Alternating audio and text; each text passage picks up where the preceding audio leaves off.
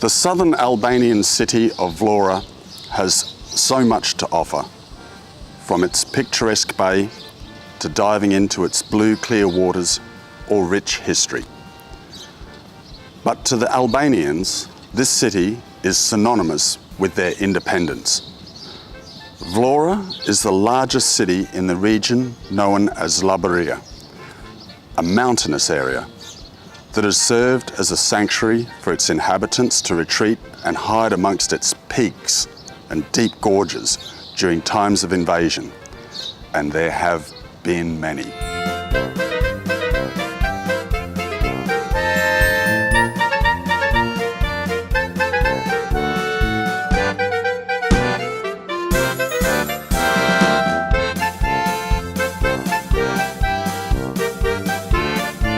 Geography shapes both history and culture, and our trip today to kërkon will help us discover how over the millennia this mountainous region forged a spirit that raised the red flag with the double-headed eagle.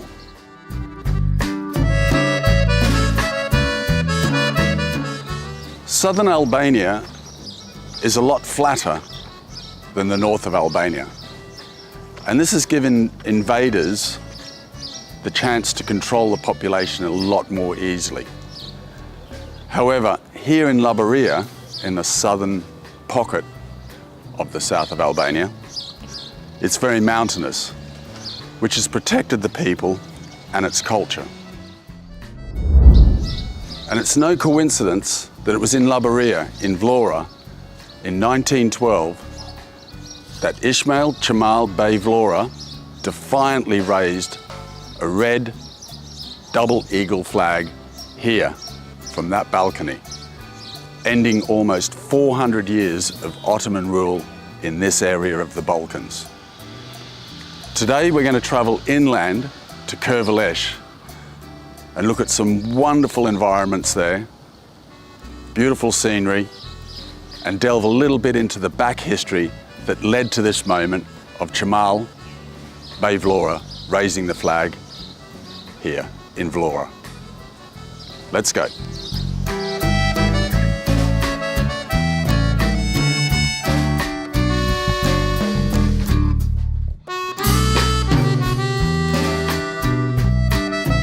Traveling up the Shume Valley behind Vlora, we pass numerous monuments to the Second World War, like this one at Drashovic.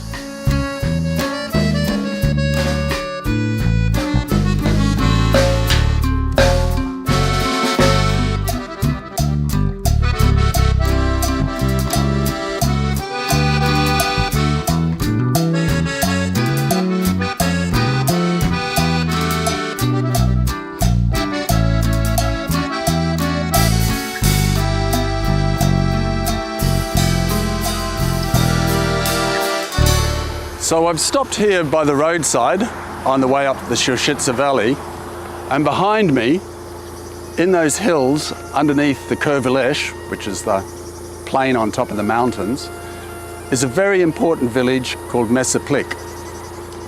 Now the Albanians were suppressed by the Ottomans and faced reforms that centralized power and altered their taxation and also changed the conscription methods. And in June 1947, a local man called Zenel Gjoleka was appointed leader of a meeting there in Nëse. He urged the Albanians to unite regardless of their religious differences. And what I find fascinating about this call and this early awakening of nationalism in Albania to create their own state was that this call predates a poet called Pashko Vasa, who wrote a very important poem called O Albania, Poor Albania. And it was written in the late 1800s. And in this poem, the message was advocating for unity of the Albanians based on a shared ethnicity,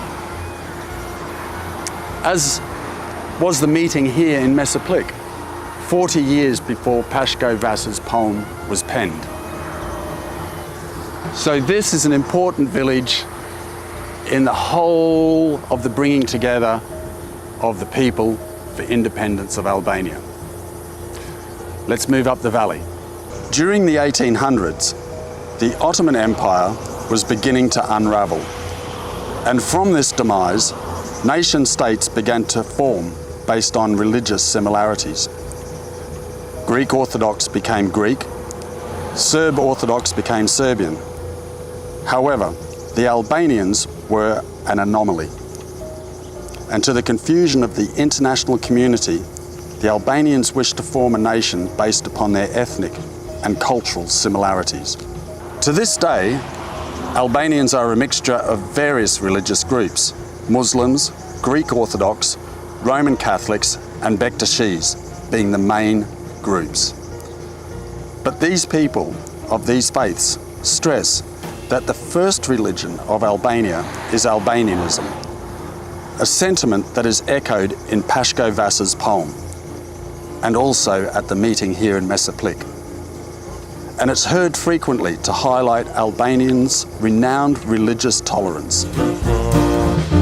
As I leave the valley floor and begin my ascent to the Kërvelesh, I decide to stop in Kuch.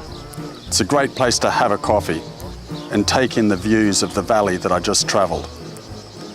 It's also the home of Zenel Gjoleka, the appointed leader of the meeting at Mesaplik. Zenel Gjoleka was born here in Kuch in 1805 to a family of carpenters and became a trusted soldier in a local bey's personal army. After his bey, the equivalent of a lord, was murdered by the Ottomans in 1829, Gjoleka sought revenge and joined forces with another rebellious fighter, Tafil Buzi. Together they launched guerrilla attacks from the mountains around here, in Lower Kërvelesh and also up in the Kërvelesh proper. Buzi was captured, but Gjoleka continued his resistance, leading the Peasants' Revolt of 1847. Just a few months after the meeting in Mesaplik, the Ottomans implemented their tax reforms here in the village of Kuch. The peasants revolted, and for 6 months there was battles all across this area, as far as Berat and Gjirokasta. It was difficult for the Ottomans to put down this uprising, as Gjoleka, who then became the leader of the Peasants' Revolt, quickly hid in the mountains of Kërvelesh, and it was impossible for them to root him out. The fighting and warlike spirit of the Lubs in this area laid the foundations for that flag to be raised in Vlora. Gjoleka himself was captured, but the Sultan pardoned him because of his bravery, and he returned here to Kuch to live. But being the restless warrior that he was, it wasn't long before he once again picked up the gun. This time he headed to the far north of Albania with 2,000 men from Labëri to fend off an invasion of the Montenegrins. It was here that he was ambushed and died. His body was then returned to Kuch, where he was buried. In 2003, this monument was erected in his memory, and in 2012, he was posthumously awarded Albania's highest medal, the Honour of the Nation. He really laid the foundations for the beginning of the national awakening and Albania's independence. Now we're going to travel up into Kërvelesh proper, where you'll see the terrain that he hid in when the Ottomans were trying to rout him out. We'll also have time to look at some of the beautiful surroundings and the environment. I've had my coffee, let's go.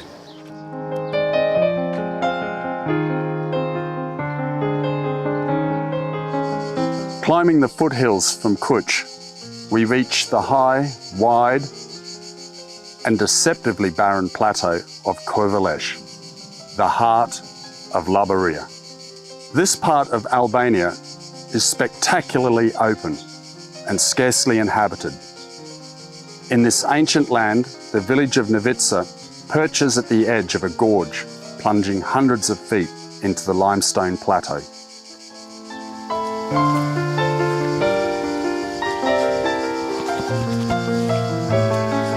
Nivica has been inhabited since antiquity, and its ancestors probably stood within the ranks of Pyrrhus of Epirus and fought against the Romans in the early Republic. And if so, it would certainly explain Gjoleka's fighting spirit. In the 1940s, a British archaeologist, Professor Hackman, discovered an ancient wall here that goes back to 400 BC. And then a shepherd discovered a very small bronze statue of Zeus, which sadly went missing with the fall of communism. Recently, over 30 ancient coins have been found here, which just goes to show how important Nivica was on a trading route from the inner Balkans to the coastal ports slightly to the east here, just a few kilometres away. So this place has been continually inhabited and has always been an important part of the trading route.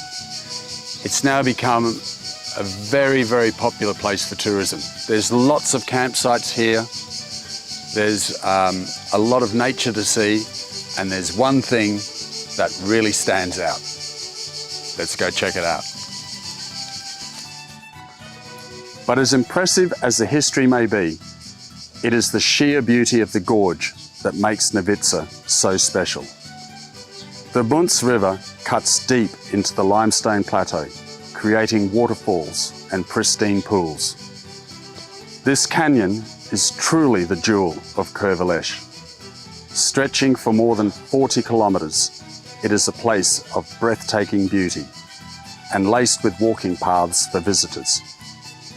However, it is advisable to utilise the local knowledge, as some paths can be difficult.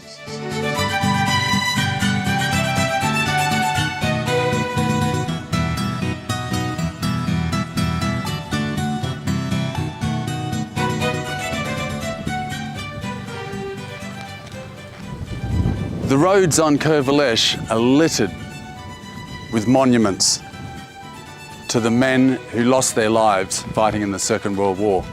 And this one, between Nivica and Proganat, is the largest and most impressive.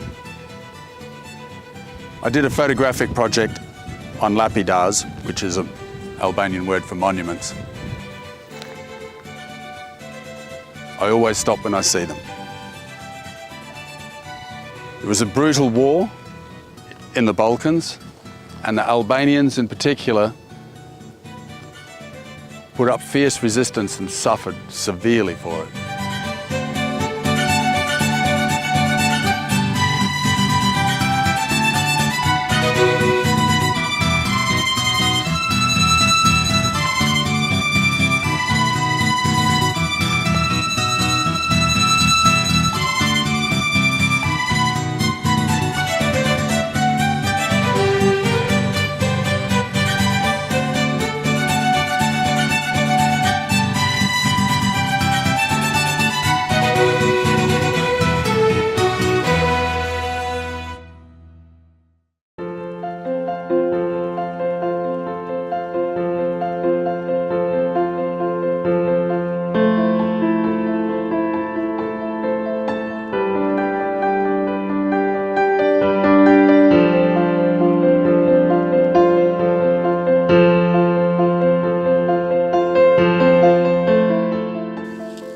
The men of Kërvelesh, known for their fighting spirit,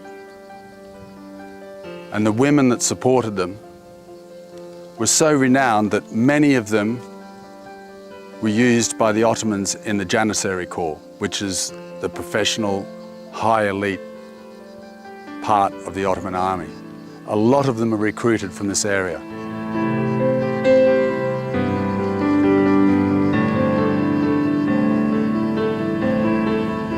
And their sons and grandsons kept up the fight and laid buried here today. Brave men.